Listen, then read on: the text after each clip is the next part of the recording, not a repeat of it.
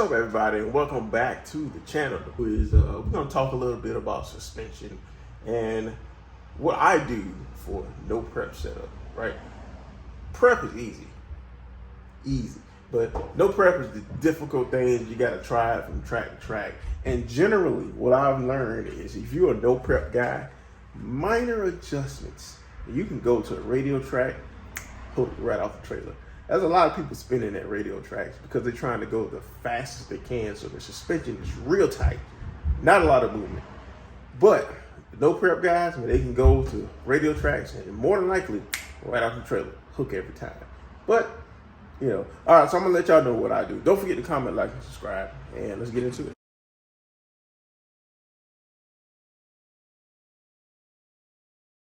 Right.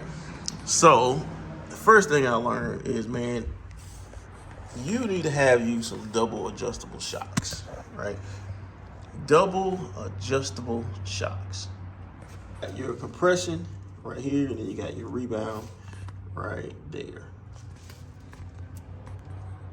Compression and rebound. The ability to push this back down into the body, right? So the stiffer that it is, the harder it's gonna resist to going back down into the body, right? And the rebound or the extension is how fast or slow this comes out of the body.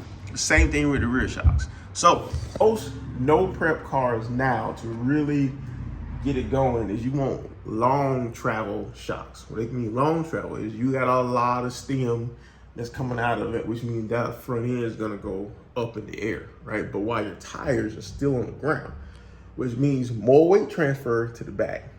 Because as the engine goes up, that's more force you put it on the back of the car to put more traction on the tires so they can go forward.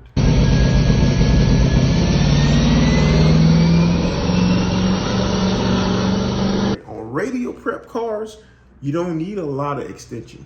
Actually, optimum is you want to have both of these tight as possible. You want no travel on the front in a radio prep track. It will give you your best time, as in some cars may wheelie, some cars may not wheelie, but generally speaking, for radio prep cars, you want your front shocks to be tight, like no movement whatsoever. So just the front end just goes. Why? Because you got a bunch of glue. You don't need a lot of weight transfer. You want the front end to stay down, no movement whatsoever, as much as possible at all. Now let's move on to the back. All right, so I got double adjustables. You can do singles adjustables, but double adjustables will optimize the performance better. Now, moving on to the back. Now, this is my F-body car. On my back here, this is an 8.8 with double adjustable shocks in the back as well. I don't have coilovers on the car yet. Now, spring rate can play a big role into track surface and optimizing your potential, right? But I don't have coilovers right now, so all I can do is talk about what I do. So it's the Viking double adjustable. I can't remember if these are Crusaders or Warriors, right? So on the back side, what I generally do for prep, again, if it's radio prep, you just tighten it up.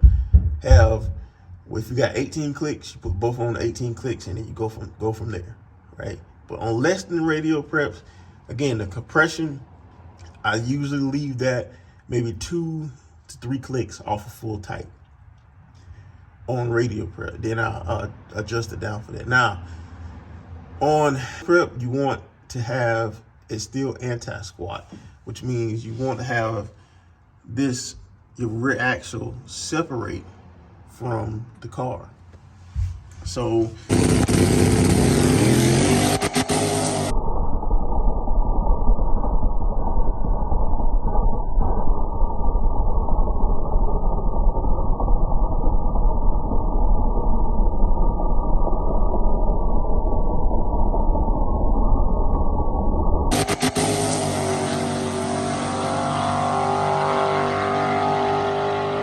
the lower your rebound or extension is, the looser it is, the more it's going to separate. The more it's going to try to plant this tire on the hit. So it's going to want to move the rear end away from the car. Now, on no prep, generally you want the rear end to squat a little, but still have separation on the Viking. So you have to play with your compression and rebound.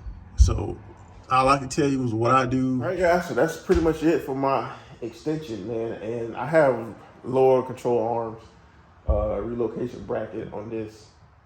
Now, for all my F-body guys, I still got the torque arm in there, and I have my lower control arm bar is in the middle. So it's 3 holes I can put it in right now. I don't have it in the bottom because that's too much anti-squat from what I noticed. I have not did a calculation for this for how much anti-squat and all this. All I know is that if I put it in that bottom hole and I try to leave, it kills that tire. Now, you could try to control that with a shock. I just moved it up 1 hole and left it there, right? So, if I'm going no prep, this is what I'm doing. If I'm going no prep racing, this is what I'm starting with. If I got 18 clicks on the front, it could be 19, depending on what shock you have. If I got 18 clicks on the front,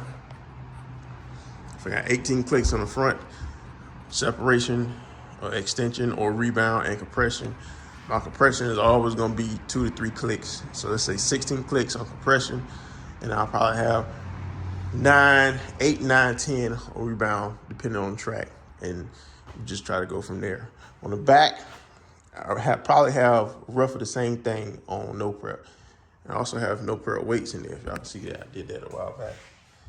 But I'm probably going to bring my compression down to about maybe 13, 11, 12, somewhere in there, and then have my rebound somewhere around the same, maybe like 8. Now, I have ran it at 4, but it depends on what kind of tire I have in the back. With a radial tire, if I'm doing radial no prep, you tend to want to hit the radials harder. So about 4 would plant that tire on that radial better than it would on this, because of the sidewall is soft on it. So 4 clicks on a rebound on a slick will try to put that rim on the ground. 4 to 6 clicks on a radial, that radial will handle that separation better than this will. So prep, tighten the front, tighten the back, 15 in the front, 13 in the front for both, and then 16 in the back, send it, see what happens, and then go from there. No prep, 16, 17 compression in the front, probably 10 extension in the front, in the back, 13 compression, and probably 8 to 9, and then go from there. Again, that all matters on what type of surface it is, what type of no prep it is, So I hope this helps out a little bit. If you guys have any questions, just drop a comment down below.